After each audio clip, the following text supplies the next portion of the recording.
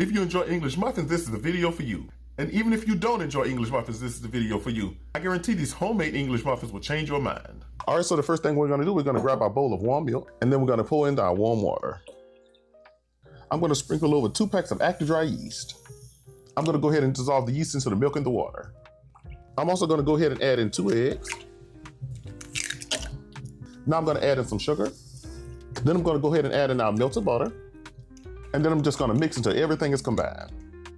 And we're gonna let stand until our yeast blooms. Now I'm gonna grab a larger bowl, and then I'm gonna add in our all-purpose flour. And to that, I'm gonna also add in our salt. I'm just gonna whisk it just to make sure all the salt is distributed. All right, now I'm gonna slowly mix in the wet ingredients to the dry ingredients.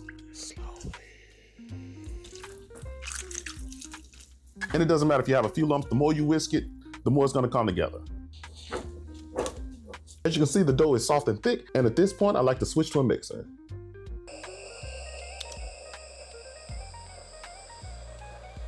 All right, so I let this go with the mixer for about 10 minutes, and it's barely holding its shape, and that's exactly consistent we want. Now I'm gonna go ahead and grease our glass bowl. Then we're gonna go ahead and add our dough. I'm just gonna turn the dough over in the bowl. As you can see, the dough is still very sticky. Now we're gonna do our bulk fermentation for about 3 hours at room temperature. That's just gonna create a tang and a depth of flavor that we love, or I love. Just do it. I'm just gonna go ahead and cover this with some plastic wrap and then a tea towel. See you in a little bit. All right, I'm gonna go ahead and uncover it. As you can see, the dough is doubled in size. Now it's time to do our turns. Come up under, lift, one way, and we do the same thing up under this way. Come up under. I'm gonna go ahead and cover the dough again, and we're gonna rise up for another hour. I'm just gonna go ahead and uncover it.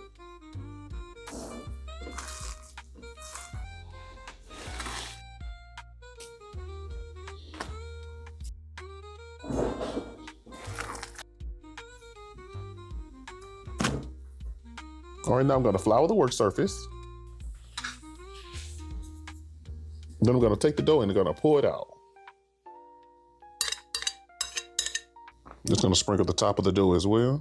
I'm gonna take my bench scraper and I'm gonna cut it right in half. I'm gonna smooth each half out just about a ½ inch. I'm not trying to press out any of the air. I just wanna get them spaced out. And I'm gonna cut them into roughly equal pieces.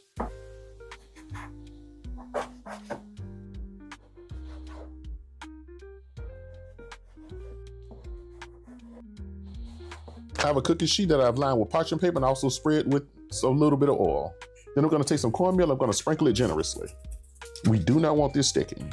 All right, now to shape the English muffins, I like to take one of the pieces of dough, then I'm gonna grab the edges and I'm gonna just push them and force them into the middle. I'm just gonna go ahead and pinch that close and then use the bench just to roll them into a ball. Then I'm gonna place them on my parchment lined cookie sheet that's been dusted with cornmeal.